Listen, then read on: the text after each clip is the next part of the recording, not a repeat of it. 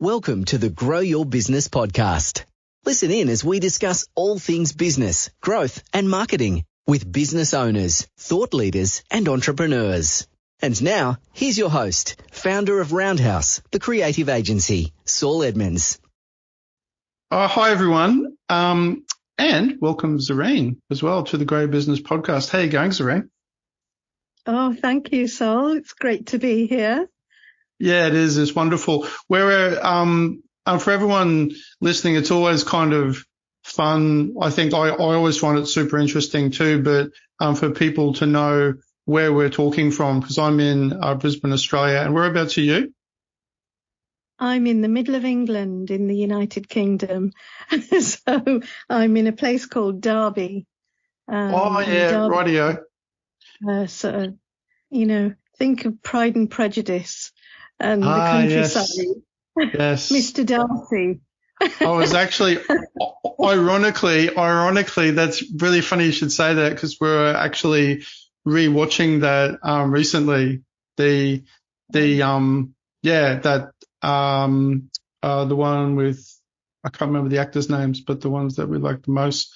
That particular version of it, which I think was the most recent one, was quite good.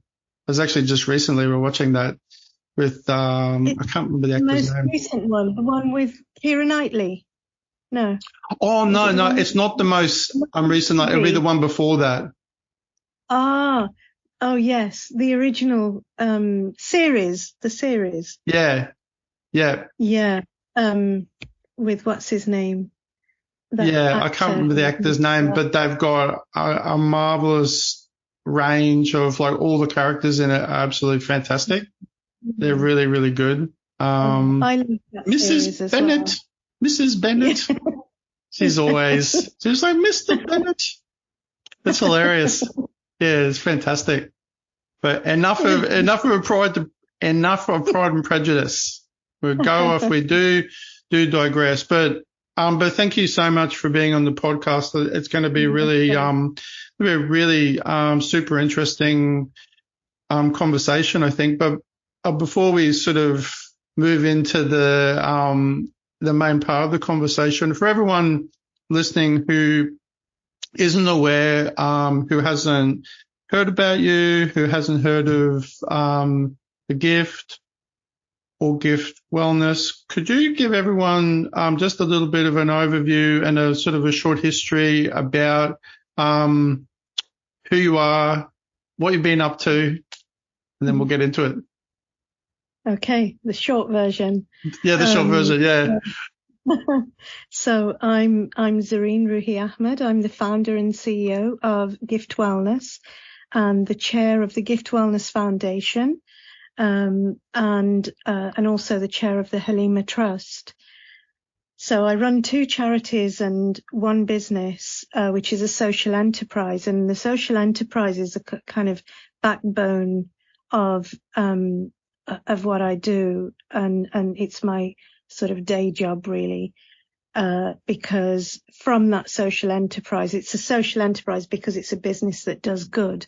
We manufacture and distribute and sell natural toiletries, which began with a range of menstrual products, sanitary pads that are not just natural, they go beyond just the hygiene aspect and the environmental aspect. For every pack we sell, we donate menstrual products to women in crisis, and we've donated over 6.5 million so far. So that's where the Gift Wellness Foundation, our periodpoverty.uk charity, comes in and runs that side of it. So it's charity and business hand in hand. And it's a real passion. It's a labor of love, that, excites me and gets me out of bed every morning. And it's, for me, it's a perfect business model. It's what me and my daughter always wanted to do together. That's wonderful. But unfortunately, it wasn't meant to be in the way that we'd planned. because my daughter passed away and 15 years ago. So this pact that I had with her to run a social enterprise and do charity work together with her is now me doing it with her as the voice in my head. Mm. Yeah, is she? And so, her memory then, like I was reading a little bit on your website too, and there was one part that really sort of grabbed me, which was there was a bit where, say, this isn't merely a memoir, this is for your book.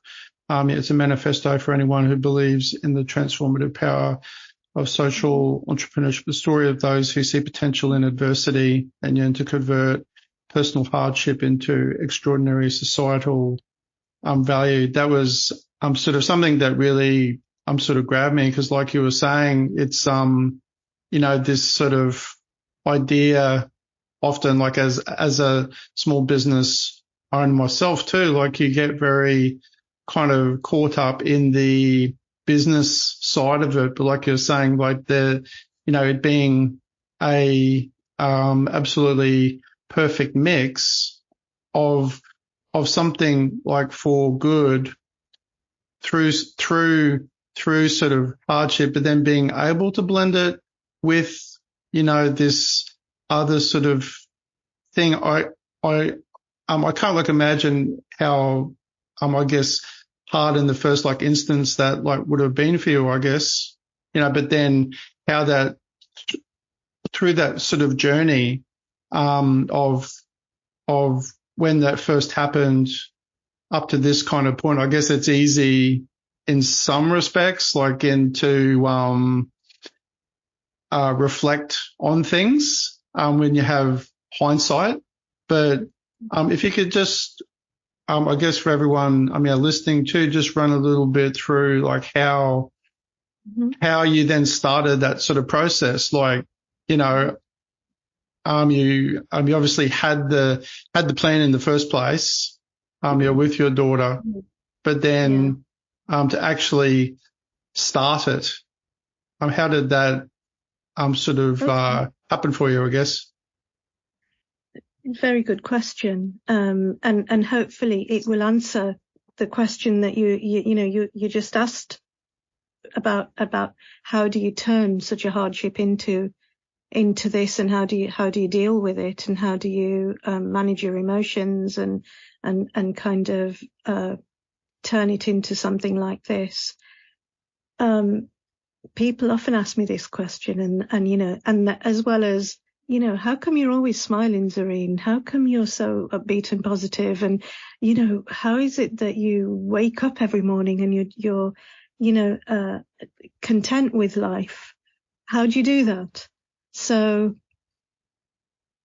what happened was that, like I said, me and Halima, we had a pact. Since she was a little girl, she was passionate about charity work, and whenever there was a disaster somewhere in the world, she'd be baking cakes and selling them at school and fundraising for the cause, and she had certificates from the Red Cross and, different charities, and she subscribed to UNICEF and all these sorts of things. And it was the only thing she ever wanted to do. She used to laugh with me and say, Mum, you're going to have to find me a rich husband, because doing what I want to do, I'll never make any money.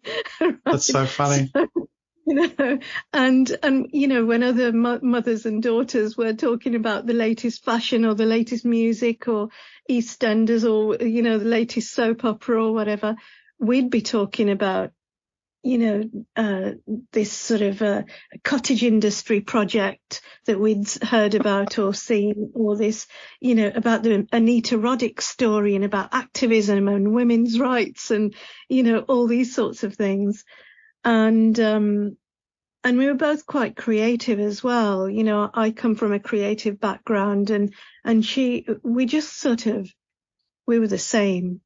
So, and then basically what happened was that 6 weeks after, she started her dream course of doing international relations and third world development at Nottingham University, she was being stalked by a mental health patient, and she was abducted and murdered just a few streets from where we live.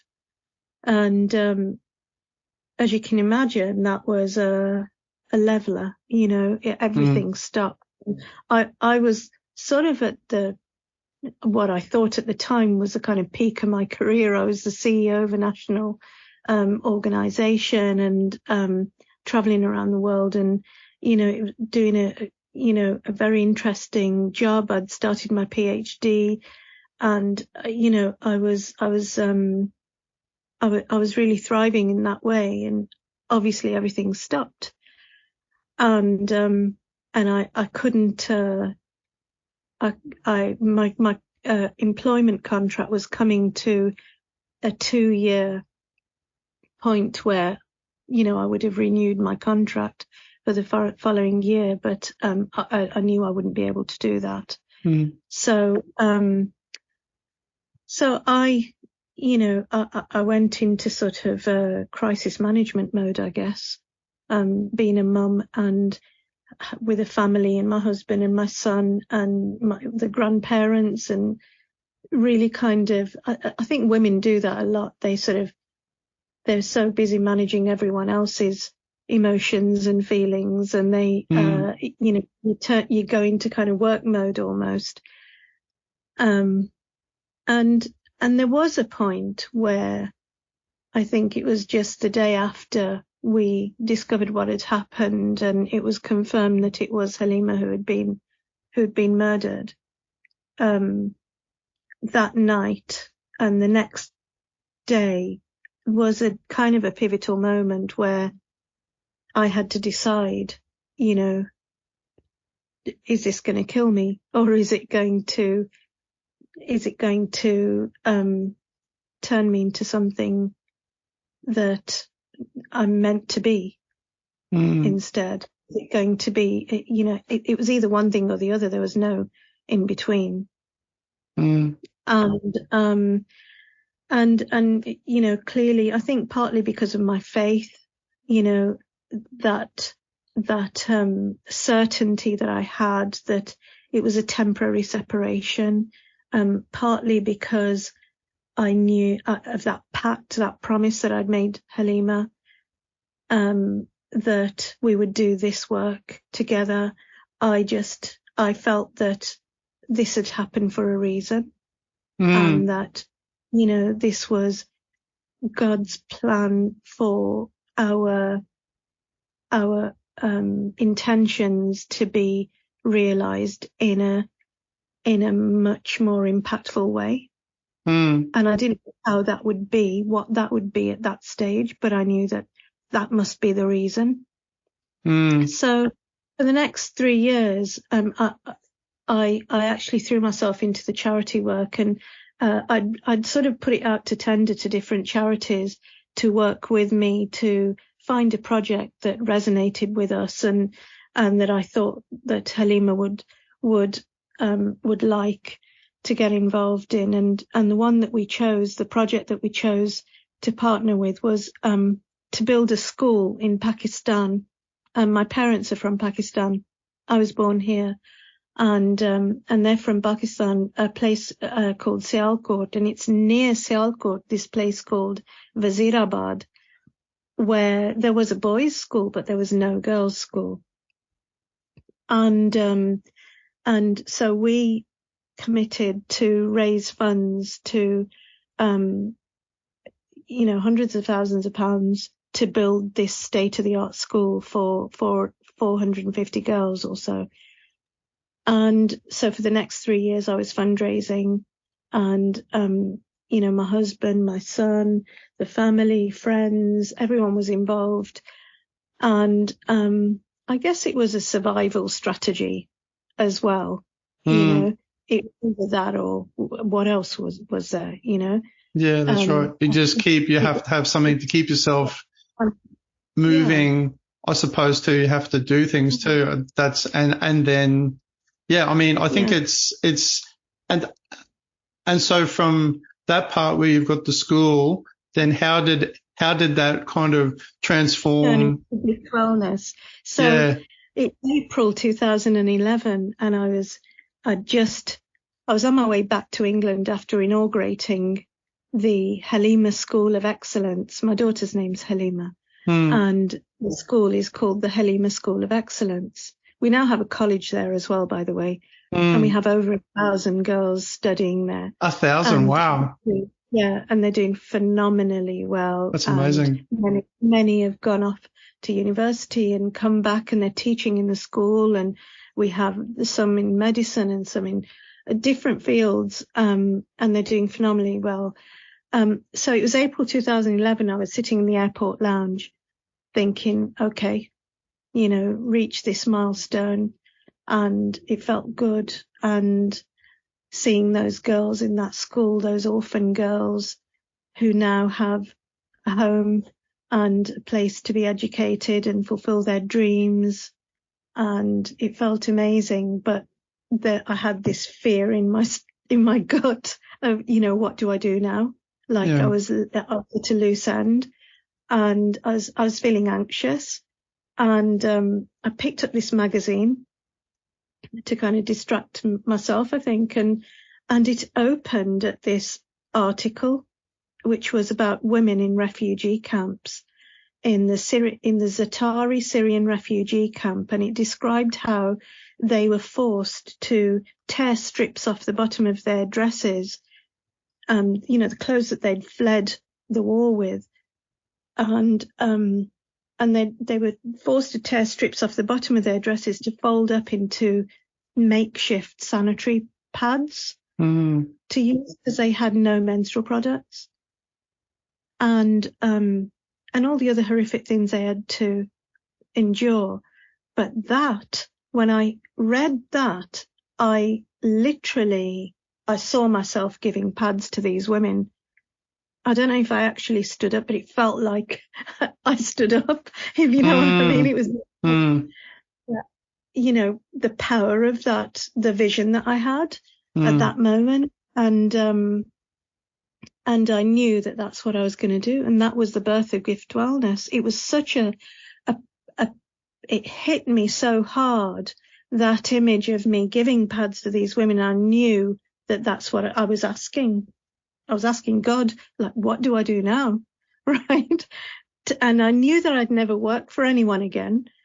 And I knew that whatever I did, it needed to keep me connected to Halima and continue to fulfill that promise. And when I read that and saw that image of me, that vision of me giving pads to those women in refugee camps, I knew that that's what the next thing was. And I'd never been in business before, by the way. I'd worked in the public sector. Is that right? Wow. Yeah. So I worked across government departments. I was the CEO of a national charity. I'd worked for the NSPCC, the children's charity, before that. I'd done kind of graphic design and advertising when I was younger, and that's what I studied.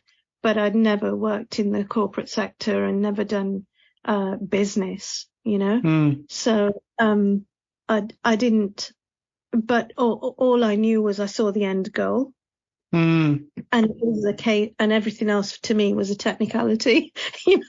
It was like, well, that's where I have to get to. How I get to that, we'll sort that out. We'll reverse engineer it.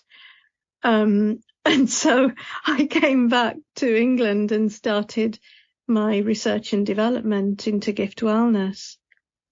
It's really interesting, because you are almost coming at it from the complete opposite end to, like, a lot of people when they start from, in terms of, like, when you start a enterprise, like, a business, not specifically a social enterprise, but like you start with, I provide this service, and then you work out the other stuff, like, afterwards, like, just through sort of trial and error and through like your love for it, and you get better at it and all this sort of stuff. But the fact that you sort of, I find wonderful, but also just like incredibly sort of interesting that you came at the whole thing from the point of view of giving like as a gift, which like generally I'm sort of assuming that that's like, hence the name, like that it's that you had this sort of vision, this idea of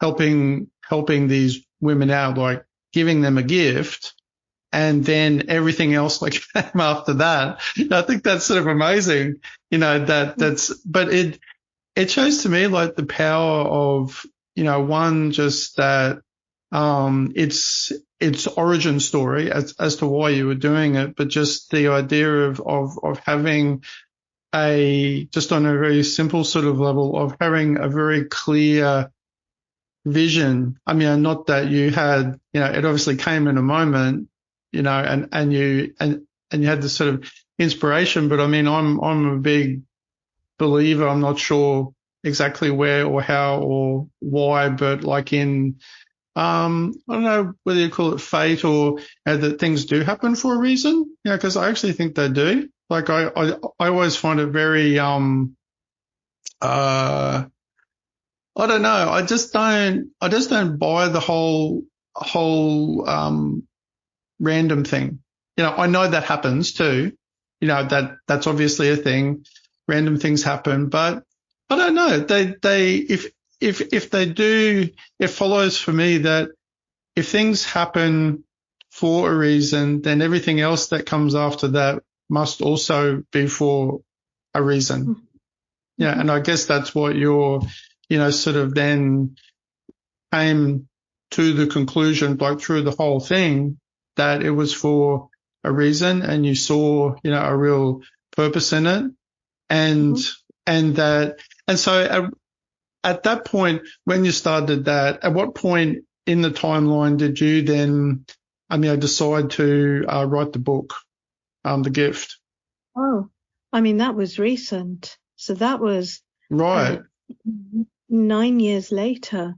It was during COVID that I decided to write the book because so many people, there was just so much to tell. I had and it was difficult to relay the story and the serendipity within the story, the alchemy, this thing that you're talking about, which is, to me, that's what faith is.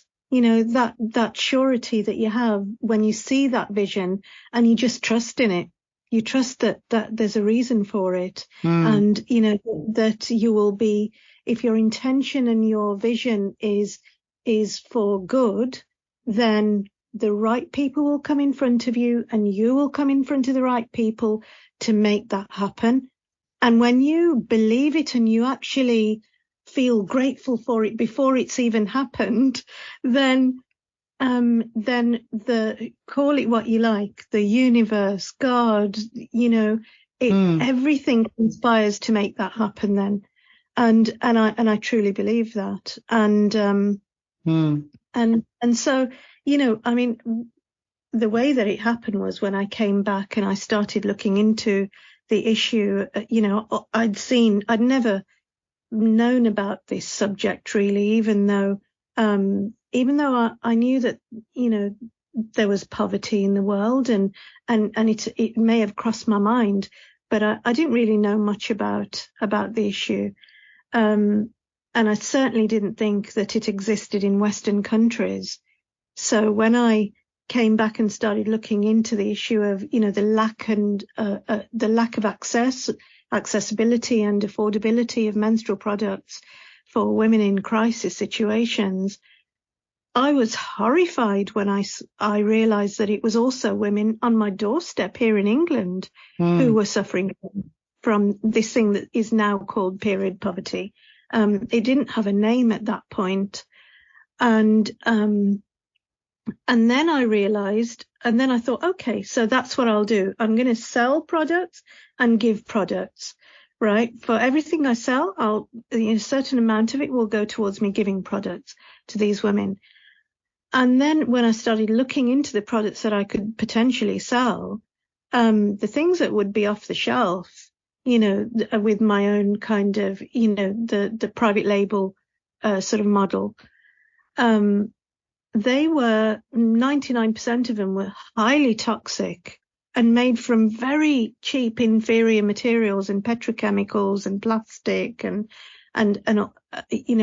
I realized why, I always felt awful at my time of the month and people I knew as well, and what an effect it had on women's bodies. And I started looking into that and the toxicity of products. So basically I ended up designing my own brand, with my own ingredients in these products.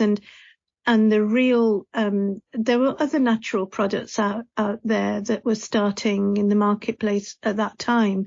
But where mine really differs is that under the top layer of these pads, there is a layer that's made of minerals, a mineral called tourmaline, which is pulverized and made into a resin and rolled into a kind of fabric. And it naturally emits negative ions. It has a kind of an electrical charge that, in this stone. Yeah, I was reading about that actually. It sounds amazing. Yeah, it's a semi-precious stone, right? It is. That's used in jewelry and things like that. But it's used in other medical devices and other technology and mattresses, and for people with bad circulation and other issues. And I found that I soon found that my main following was women with a condition called endometriosis, which apparently 1 in 8 women have, and it's excruciating, and it causes very, very heavy menstrual flow and excruciatingly painful for these women, and all kinds of infertility issues, and other issues as well. But the main one, the main followers, and this was without any publicity. I wasn't even, for me, even it was still kind of theory in my own experimentation and testing with, a relatively small sample of women, like 50 women, that I realized, that made me decide to put this element in the pads. And, but it really sets the products apart from other products. And there's nothing else like it on the market in the UK and most of Europe, as far as I know, in Europe either. But, the other thing was the environmental aspect, and I wanted paper packaging. And when I first started, the bottom layer of the pads and the wrapper was still plastic. It was PE, because the plastic alternatives that were just starting to come out, and they were still quite expensive, and it would have outpriced the product for the customer. So I had to wait a little while, and then in the second and the third container that came, we added that element as the price came down of plastic alternatives. So now the products are plastic free. They, the plastic alternative material we use is made from corn. It's corn starch, and the wrappers as well, paper packaging, the tourmaline layer, natural, ingredients, highly absorbent, and it's a kind of a cherished brand. And, I call it gift because the brand is called gift because it's a gift for the women that use it, and a gift for those that benefit from it, and a gift to the planet, because on average about 1/3 less product is required because of because they're more absorbent, because it balances your hormones out, the tourmaline does, and it actually makes life a lot easier for women that use these products. So and they're plastic free, so it's a win-win all round. Yeah. I mean, it sounds, when you say it, when you explain all of that, and I guess for the other half of the world, like the men in the world who don't have to deal with any of that, it's kind of, and for like a lot of people, like people are just used to knowing like a certain norm that this is what happens with the products. And I'm sure like heaps of people don't really think about it, but I find it incredibly interesting that it's been then kind of, through this journey, like through all this other, all the other things you spoke about, that you sort of came to this point, that it came through this kind of pathway, and then, and then this sort of seemingly, chance event of seeing this article, that then led down this whole path. And you hear these kind of, I'm repeating stories like that. And that's, I guess, why I said before, it just doesn't really make sense that these, things are just, that they always sort of seem meant to be, which I guess you could argue is easy in retrospect, but it has, before we came on the podcast and I was just having a look a little bit more about tourmaline, I found that remarkable. And also the fact that, that all the, assuming most of the other products on the market, like you were saying before, for such an important thing, and important, health thing, for women is, is so, I guess, unhealthy. And I don't know enough about it to argue this point, but I would assume that, perhaps, sort of many, I'll sort of get, your thoughts on this too, that, many of those health related, sort of problems, with, cycles and things actually could come like from these other products that aren't so great. Well, I would assume that, because it's, and that norm, which I guess has kind of been established, that it's normal to have such, such sort of problems for heaps of women, that's the norm, but maybe it's not really the norm. No, it's not. And it's slowly coming to light that it's not, and that we shouldn't have to suffer so much. And then it's not also the health issues, it's the other societal norms that we've become accustomed to, whether it's like in the education, home, the lack of education around it. Absolutely. From when we're little girls, and then we go to school, within schools where we're taught to kind of hide it and not talk about it, no matter how bad it gets. I remember, having to go to the nursing school, and with severe abdominal pains, and when I was, quite early in my, menstrual days, and trying to get used to it, and her just throwing me some paracetamol and say, oh, it's just your time of the month, and really being fobbed off, and, oh, we'll just get used to it, girl, that sort of attitude. And then going to work and having to deal with all of those issues within work, and kind of pretending that you're the same as the men, in terms of the way that your biology works doesn't affect your job. But it does. Our bodies work differently, and we go through different phases. We go through these cycles, and it's time that, people dealt with that and actually accommodated for it. So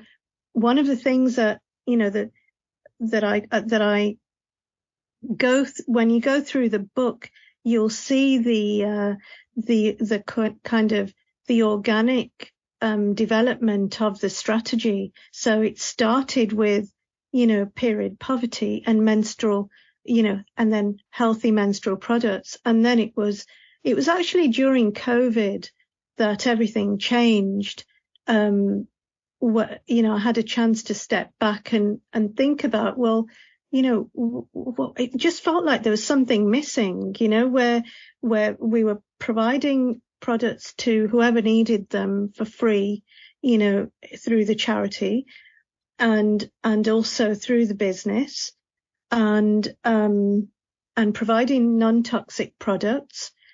So that was another box kind of ticked that I wanted to achieve.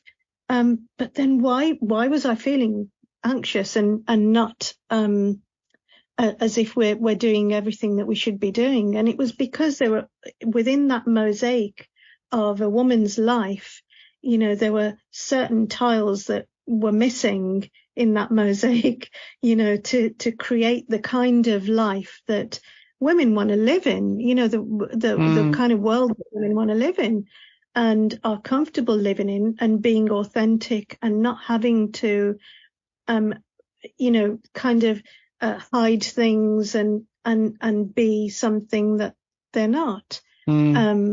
So I came up with a whole kind of range of products to fill in those gaps. So, for example, we came up with a period gift box, which is a product that parents buy for their daughters to prepare them for when they start menstruating, or if they've just started menstruating, so that, girls who start their periods when they're at school, it's a huge shock, especially if they start as young as 9 or even 8 now, Is that right? Imagine how traumatic that is, for a little girl who doesn't know what's going on, so it's parents that need to prepare their daughters and make it feel like, it's going to be, it's something natural, it's something to expect, do it in a light way. And so this period gift box has a whole range of natural, lovely products and information for the girl herself and her family, and things like aromatherapy oil and chocolate and a heat pad that's natural, made with lavender and rice and things, and, just lovely things. And the products, of course, for her, and an intimate wash bar and, things like that. So that was one thing. So for little girls. And then the next thing was to do with women at work, women in the workplace. 2 things where, one is to provide free products, just like employers buy toilet roll. They should be buying, they should be supplying free menstrual products in the washrooms. It shouldn't even be a question nowadays. So we now supply dispensers, free dispensing vending machines. So you can just take what you need. There's no coins or anything to levers or anything. You just take what you need out of the dispenser. On one side, you've got pads. The other side, you've got tampons, and you go into the toilet. It's on the wall. You just take what you need, simple. And it's for staff and clients. So, it makes sense though too. I mean, like when you say it like that, that makes sense. That sounds like that should be the norm. Be a norm, right? Yeah. Yeah. I mean, like I mean, once again, like that's not my world. But then when I'm introduced to it and you're explaining it in that way, and I haven't, like a lot of people, like you don't know about somebody else's world. You don't really think about it. Like it sort of passes your mind. You obviously consider it, but you don't really put that much thought into it. But then you're, explaining it in that way. And to me, I guess in some funny way, it's kind of then easier from a third party point of view for me than to come in and having not thought about it previously, sort of weighing up the pros and the cons and all this sort of stuff. And you saying, I was like, that would sound like that should be the norm, because that's, in that same sort of scheme of things of a normal part of culture. And, I guess like a recurrent sort of theme for some of the things you've been talking about is that idea of what's acceptable and not acceptable through culture and through different cultures. Some, certain things are completely taboo, and over time they become less so. But I mean, it's still, whilst it is more normalized, I guess, like as a outside observer like me, sort of you go, oh yeah, that's sort of more normalized, but still it's obviously not, that normalized. It's still, which is, I guess it's easy to go, it's normalized from a brand point of view, because like being a designer too, and you obviously come from that kind of creative thinking, looking at brands and how that industry is sort of advertised, I would go, yeah, it's sort of normalized. But from the product side of things, and from like the thought and the energy of putting in to make a product that is really actually really healthy, and it's actually like, for something that is actually like incredibly important, like for like, women's health, with you talking about it, I was like, wow, it's kind of, it's like the equivalent. I'm not sure if this is the right analogy, but like, being fed sort of junk food all the time. It's just the wrong, like it's just the wrong sort of thing. I've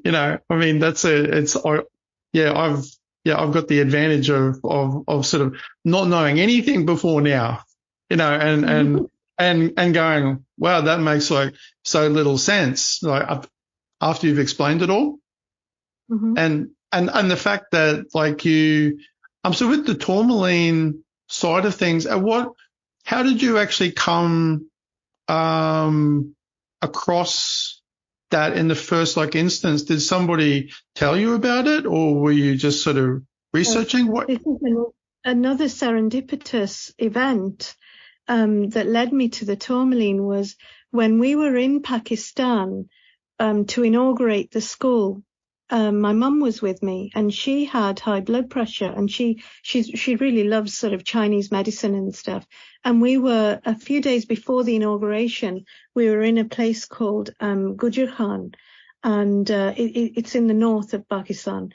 And we had relatives around there that we were visiting. And we saw this Chinese herbalist, this Chinese medicine shop. And she said, oh, let's have a look in there. And we went in there, and, this little Mr. Miyagi type person came out from the back of the shop. And, it really it was like a proper Chinese sort of, the smells and the sounds and the, very evocative, little shop set back from the road. And he checked my mum. He checked her pulse and things like that. And then he said, your blood pressure is high, and this is wrong with you, and that's wrong with you, and you have a bit of arthritis. And he knew everything about it just from checking her pulse. And then he said, there's something that you should try. And he pulled out this sort of belt, this fabric belt that straps around, and it kind of, you strap it with, kind of close it with Velcro. And adjust it around your torso. And he said, this has a lining made from tourmaline, and it's negative ions, and it will help your circulation and your blood pressure and balance your hormones and all this sort of thing.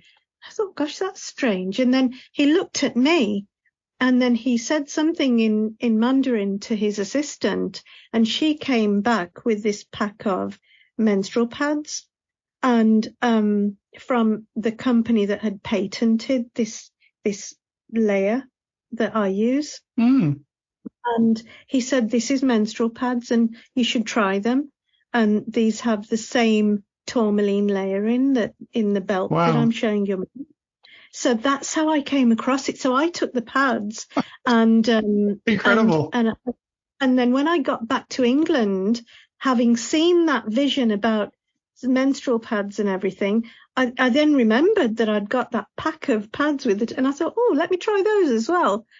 I tried them, and they were a bit rough and ready, and it was in a plastic packaging thing, plastic kind of foil packaging.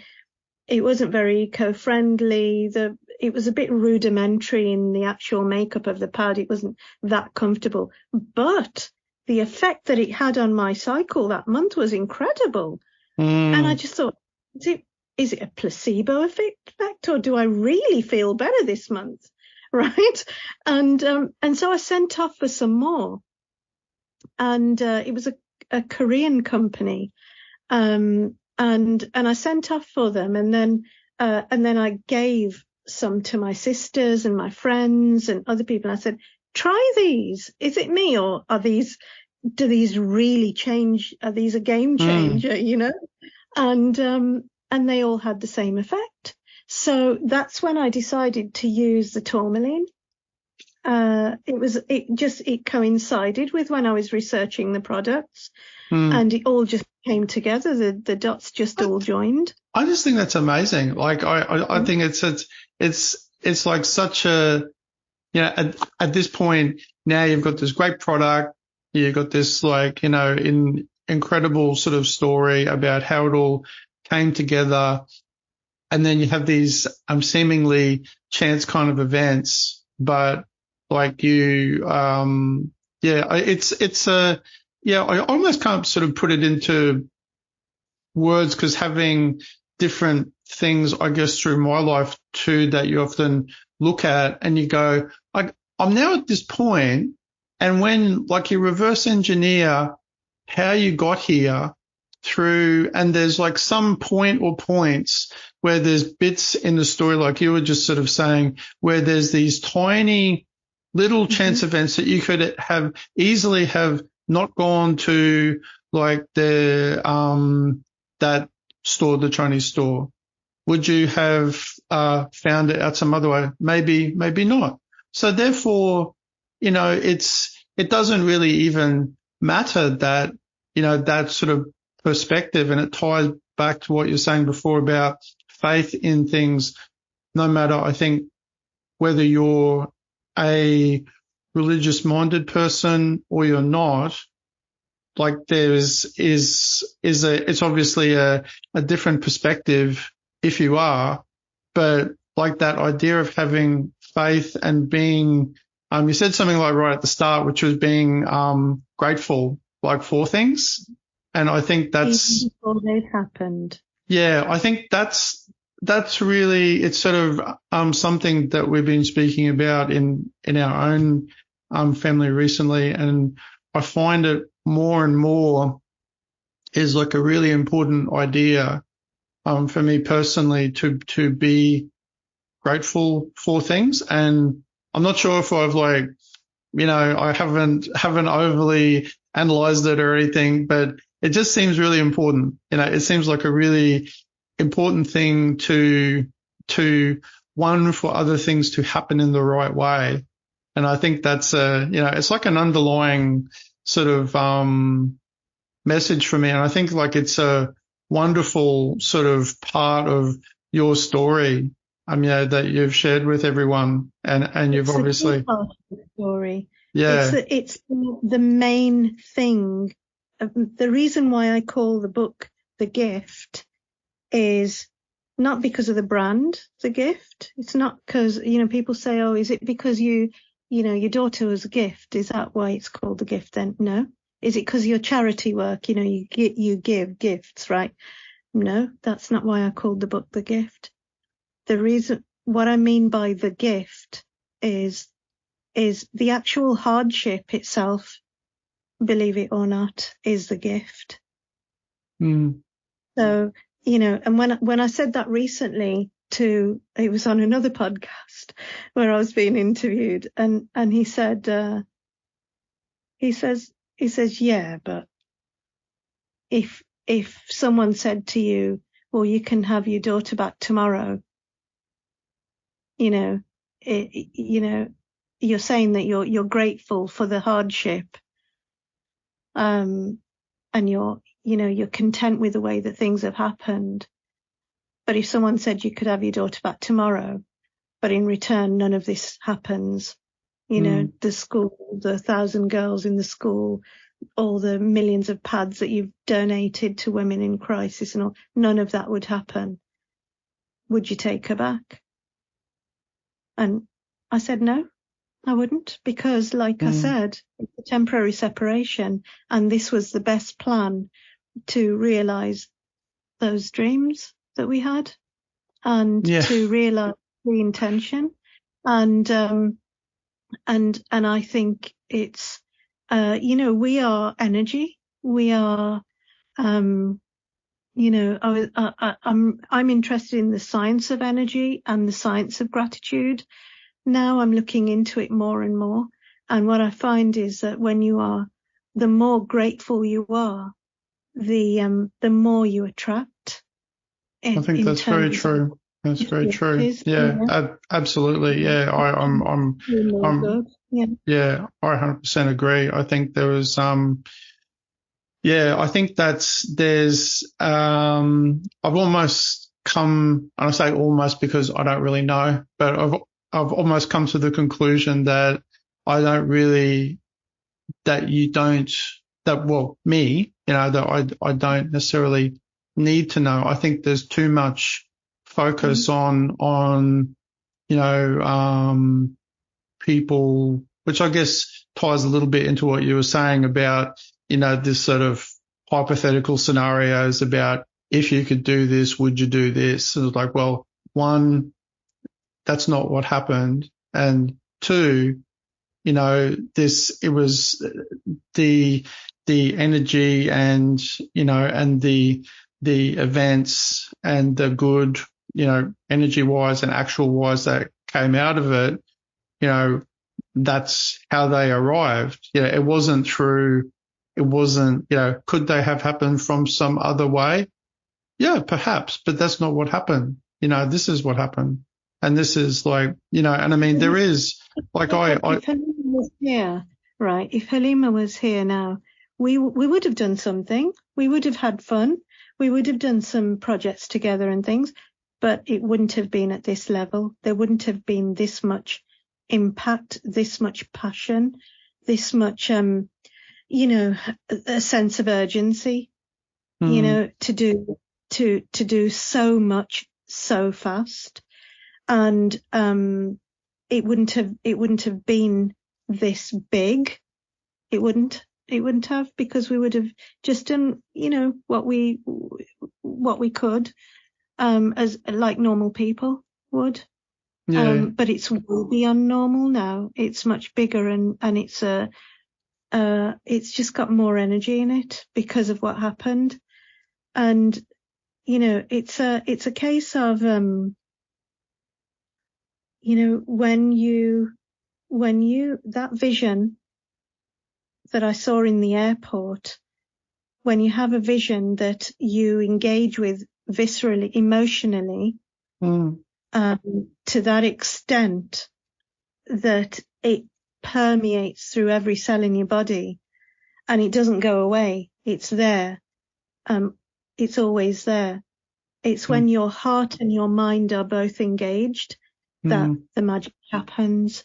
And then there's some shift in the quantum field or whatever it is, you know, that then your trajectory changes and you're on a different path all of a sudden, and things align and the right sorts of, I mean, my book is full of those sort of serendipitous stories, and you think, really? Well, how, you know, for example, when Halima was 13, I went to Pakistan with my father because my aunt was sick, his sister was sick. And when I was there, I agreed with my cousin in Karachi to set up he had an empty property and we wanted to set up a school there. We got talking about, you know, the kids on the streets, you know, who were homeless and stuff. And we thought, right, I said, I'll go back and we'll set up this charity together. You know, I'll fundraise over there and we'll do this together with my cousin. So when I came back to England and I told Halima, and she said, Mum, you know, that's what I want to do when I grow up. So, you know, can you call it something to do with my name? You know, can we name it after me? And I said, yeah, come on. So we went down to the local bank, the Lloyd's Bank, and set up an account called the Halima Trust. That was when she was 13, and, Wow. Like 6 years before she passed away. And then as it happened that because of the politics over there and red tape, and it was difficult to set up that charity at that time. So it was left dormant and we forgot about the bank account. We had the bank account, forgot about it completely. And it wasn't until after she passed away and I thought, I need to do this. And then my son reminded me, or my husband reminded me, hang on a minute, haven't we got an account called the Halima Trust? So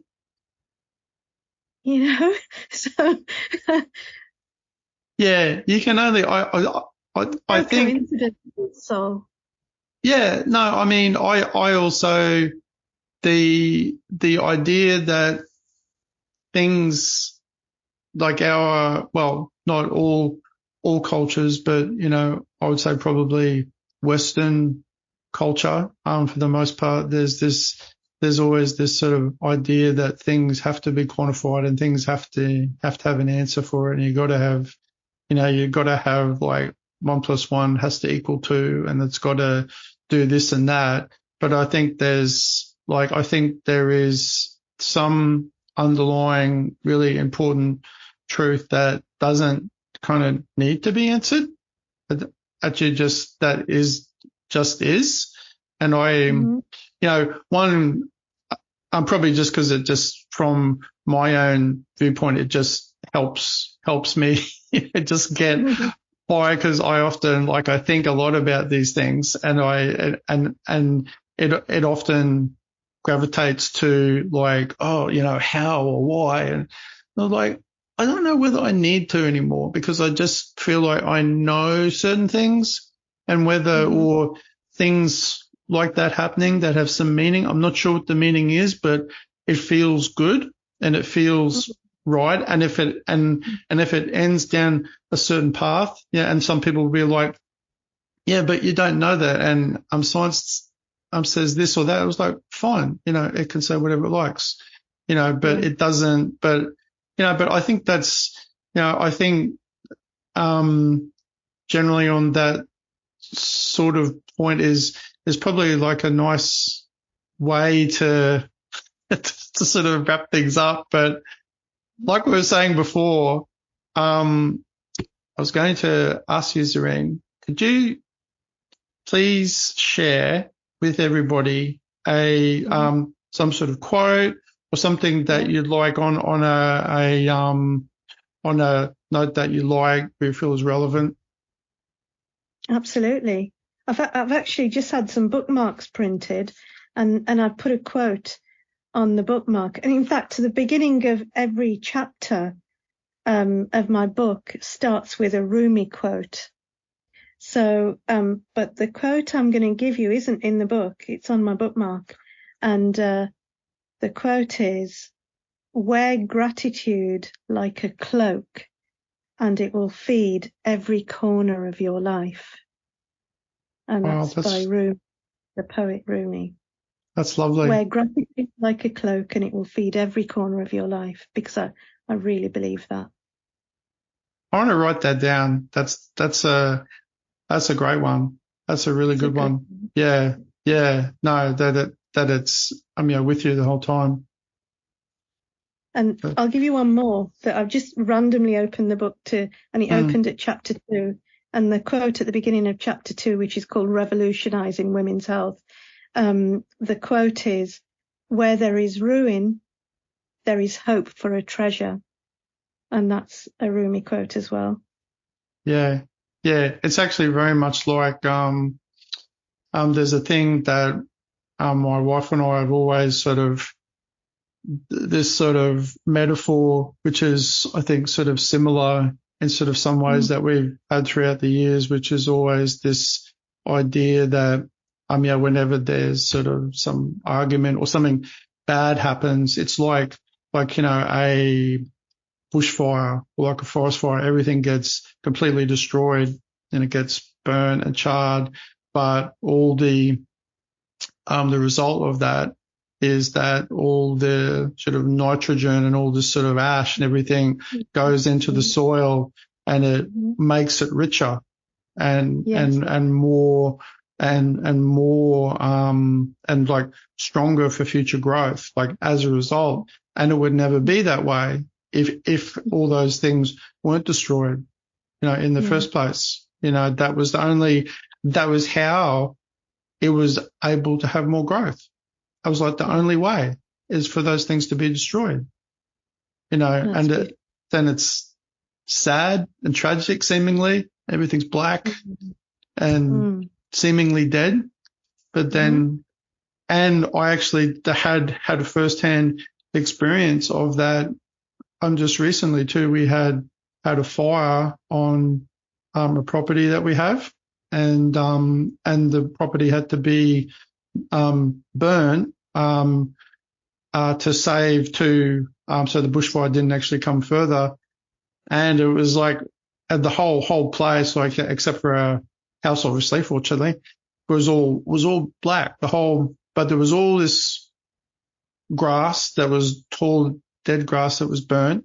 And that, I think, a couple of days later, I was walking on it, and I saw all these little things everywhere, like all these tiny little bits of growth, like everywhere, all these little bits of, I think it was like clover or something. A week later, the whole thing was green. The whole thing with all this rain. I was like, that's incredible. Wow. But it looked actually better and more beautiful than ever. And I was like, it was kind of like, first instance, oh my gosh, that's awful. Next instance, a week later, that's like the best thing that happened. So, what can you say? So, that's lovely. And just before we go, could you please tell everyone the best way for people to find out more about your book and all the products and everything? Where do they go online? We'll have links too for people to go to, but. So the book is called The Gift. It's available on Amazon. It's #1 bestseller now on Amazon, which is great. It really? Wow, that's great. Yeah. How exciting. It's the customers, the customers love it. They're not just customers, they're like diehard fans of what we do. And they without them, we would have gone under in COVID because, we lost all the retailers. We were selling through retailers before COVID, and during COVID, all the retailers were closed, all the shops were shut. So we had to quickly pivot the business to an online business, and our customers found us. They were not going to let us go because they needed not just the products which helped them, but they knew that, they were doing good by supporting us, and they were, they had more than just, they weren't just investing money when they bought a product. It was a lot more than that. So, that there's a lot to be said for social enterprises. So the book is called The Gift, One Woman's Journey from Tragedy to Building a Global Business for Good. And, and my name's Zareen Ruhi Ahmed. You can find out more about Gift Wellness at giftwellness.co.uk. Periodpoverty.uk is the charity. So please support us there. And we now have an app as well called Period Angels, which we're just launching in the UK, and we hope to spread that around the world. And it's a community-led approach to solving period poverty in communities. Fantastic. So, yeah. Thank you. Yeah. Thank you, Zareen. Thank you so much for being on the podcast and sharing your story and sharing all that information. Absolutely amazing, super important information, and hopefully everyone sort of listening will have learned like a lot of like really interesting, amazing sort of things. Not only your story, but everything else that we've been talking about. And So with that in mind, that's actually it for today, everyone. Thanks again for listening to the Grow Your Business podcast, and we'll see you again soon. And say goodbye, Zareen. Thank you. It's been a great privilege. Thank you so much. Thanks, everyone. See you later. Thanks for tuning in to today's episode of Grow Your Business. Have a great day, and we'll see you next time here at the Grow Your Business podcast.